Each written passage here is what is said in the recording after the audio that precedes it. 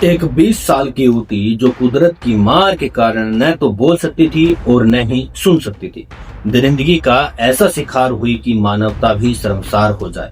बचपन से ही मुक बधिर इस मासूम के साथ एक नहीं, दो नहीं बल्कि 16 लोगों ने मिलकर वर्षों तक हैवानियत की। इस खौफनाक हकीकत का पर्दाफाश तब हुआ जब वह लड़की 4 से 5 महीने की गर्भवती हो गई।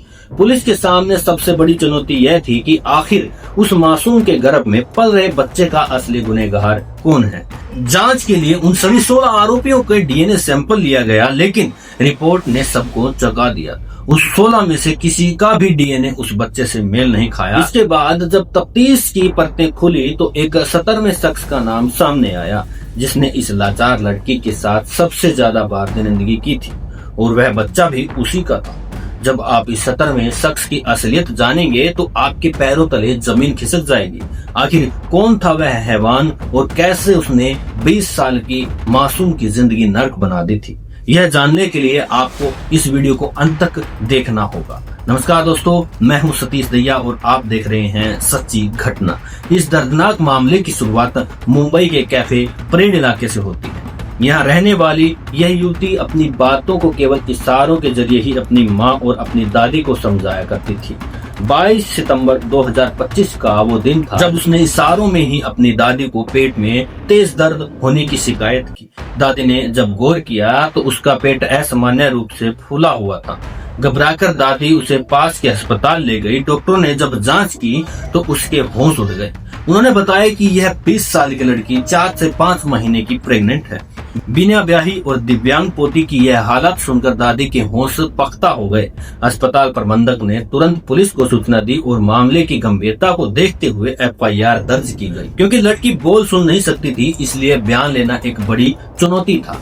साइन लैंग्वेज एक्सपर्ट को बुलाया गया, लेकिन लड़की इतना सहमी हुई थी कि कुछ बता नहीं पा रही थी। इसके बाद चाइल्ड वेलफेयर सोसाइटी की काउंसलर विधायक भारती को जिम्मा सौंपा गया। कई दिनों की कड़ी काउंसलिंग और भरोसे के बाद उस लड़की ने इशारों में समझाया कि उसके साथ कई लोगों ने कई बार गलत काम किए हैं।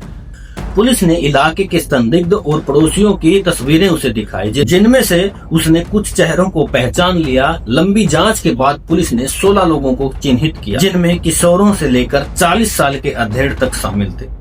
कड़ाई से पूछताछ में इन सब ने अपना जुर्म कबूल कर लिया कि हाँ, उन्होंने कभी न कभी उस लड़की की मजबूरी का फायदा उठाया था। इन सभी को जेल भेज दिया गया और पितृत्व की पुष्टि के लिए डीएनए टेस्ट कराया गया। लेकिन जब डीएनए की रिपोर्ट आई तो पुलिस के हाथ पांव फूल गए। उन 16 दरिंदों में से कोई भी उस बच्चे का जैविक पिता नहीं था। पुलिस को अब समझ आया कि असली मुजरिम अभी भी बाहर है। छानबीन के दौरान पुलिस ने गौर किया कि लड़की का अपना पिता जांच में बार अड़चने डाल रहा था और केस बंद करने का दबाव बना रहा था। शक की सुई जब पिता पर घूमी तो उसको भी डीएनए सैंपल लिया गया। 27 जनवरी 2026 को आई रिपोर्ट ने समाज के चेहरे पर तमाचा जड़ दिया। उस 17वें शख्स यानी कि लड़की के अपने सगे पिता का डीएनए बच्चे से 100% मैच हो गया। 48 साल का वह व्यक्ति जो शराब का आदी था, अपनी ही बेटी का रक्षक बनने की बजाय उसने उसका भक्षक बन गया। उसने डरा धमकाकर अपनी बेटी का मुंह बंद कर रखा था। पूछताछ में उसने कबूल किया कि उसे पता था कि मोहल्ले के लोग उसकी बेटी के साथ गलत करते हैं, लेकिन उसने उन्हें रोकने की बजाय खुद ही वह घिनौना रास्ता चुन लिया। उसने घर के भीतर और बाहर ले जाकर अनगिनत बार अपनी मुख बधिर बेटी के साथ बहुत ज्यादा गलत किया। पुलिस ने अब उस हैवान पिता को भी सलाखों के पीछे भेज दिया है।